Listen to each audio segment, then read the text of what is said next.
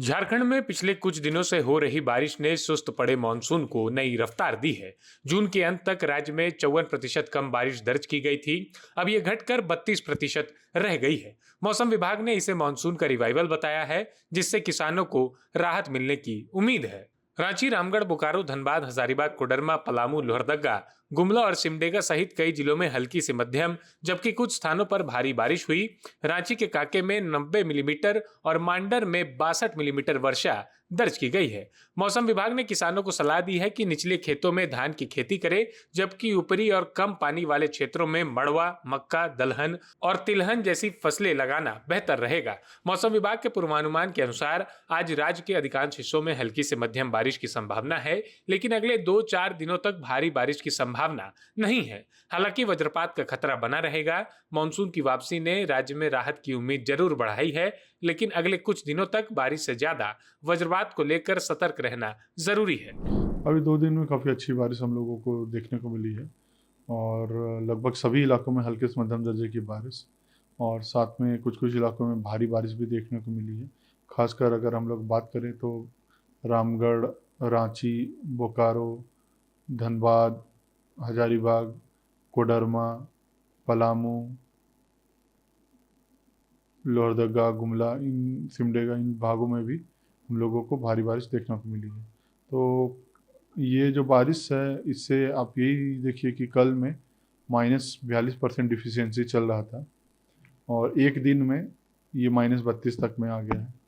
तो थोड़ा भरपाई इसने किया है और अगर हम लोग बात करें तो पिछले एक सप्ताह से ही ठीक बारिश का स्पेल चल रहा है और जैसा कि हम लोगों ने एक्सपेक्ट भी किया था कि July first week up to mid of the first week में काफ़ी अच्छी रेनफॉल देखने को मिल सकती है। तो जून में -54 हम लोग ख़त्म किए थे जून को और अभी हम लोग -32 में आ गए हैं।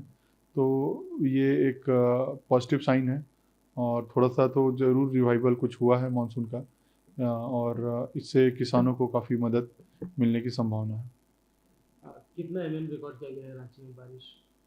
रांची के अलग अलग क्षेत्रों में अलग बारिश है और 90 मिलीमीटर भी बारिश रिकॉर्ड किया गया है आपका कांके में और एक कुछ जगहों पे 62 मिलीमीटर है मांडर आसपास में, कुछ जगहों पे 90 मिलीमीटर है। तो रांची में 2-3 जगह पे भारी बारिश देखने को मिला है। बाकी रांची ज़िले के अन्य हिस्सों में मध्यम दर्जे की बारिश आपको देखने को मिली है। Despite the spell of rain, अभी भी डेफिसिट में मानसून चल रहा है as compare to last year. क्या रीजन हो सकती है इसकी?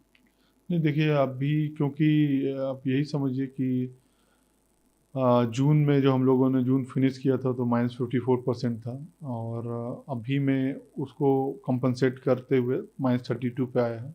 तो अभी थोड़ी सी स्थिति सुधार है और जैसा कि हम लोग एक्सपेक्ट भी कर रहे हैं कि ये थोड़ा सा अल नीनो का साल है और मानसून के स्टार्टिंग से ही अल नीनो फॉर्म हुआ है। वीक अल नीनो जो कि धीरे धीरे स्ट्रॉन्ग अल नीनो की तरफ बढ़ रहा है और ये one of the major factor है जो कि भारतीय मानसून को, साउथ वेस्ट मानसून को असर डालता है। तो इसका प्रभाव हो सकता है कि अलग अलग इलाकों पे अलग पड़े, ऐसा नहीं कि एक साथ सब जगह पे बारिश कम हो जाए, सूखा हो जाए, बट इसका प्रभाव थोड़ा पड़ता है।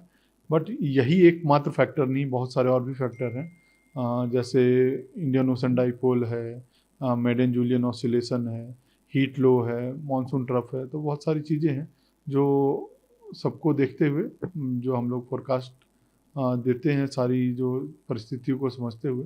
तो बट अल नीनो एक बड़ा फैक्टर है जिसको नकारा नहीं जा सकता है और उसको लेके ही आने वाले दिनों में भी हम लोगों को तैयारियां उसको ध्यान में रखते हुए ही करनी चाहिए।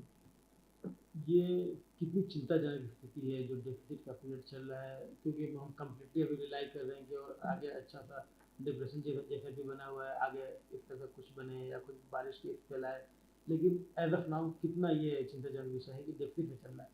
देखिए, क्योंकि जैसे मैंने बताया कि ये साल ही थोड़ा सा अलग है और स्टार्टिंग से ही अल नीनो का प्रभाव है थोड़ा और अल नीनो बना हुआ है मानसून के और पूरे मानसून पीरियड में रहेगा ये।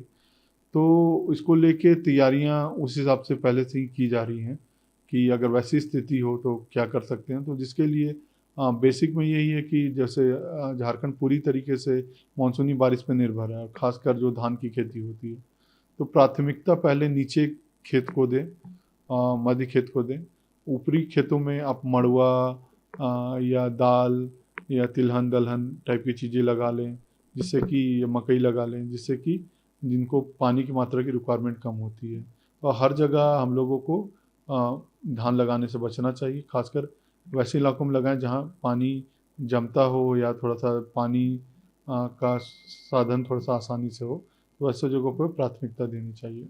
अभी क्या फोरकास्ट है नेक्स्ट 2 और 3 डेज के लिए? अभी में आज में तो लगभग सभी इलाकों में हल्के से मध्यम दर्जे की बारिश है, साथ में कुछ इलाकों में भारी बारिश की भी चांसेस हैं। और कल से थोड़ा सा जो डिस्ट्रीब्यूशन में कमी आ जाएगा और अनेक इलाकों में हल्के से मध्यम दर्जे की बारिश देखने को मिलेगी। भारी बारिश अभी 2-4 दिन अगले कल से 2-4 दिन भारी बारिश नहीं है, थोड़ा सा बारिश में कल और उसके बाद से थोड़ी सी कमी आएगी। और उसके बाद एक बार हम लोग देखते हैं कि फिर कुछ और सिस्टम बनेगा, तो उस हिसाब से प्रेस एंड मीडिया और लोगों को हम लोग जानकारी देंगे। किसी तरह का कोई अलर्ट जारी किया गया है?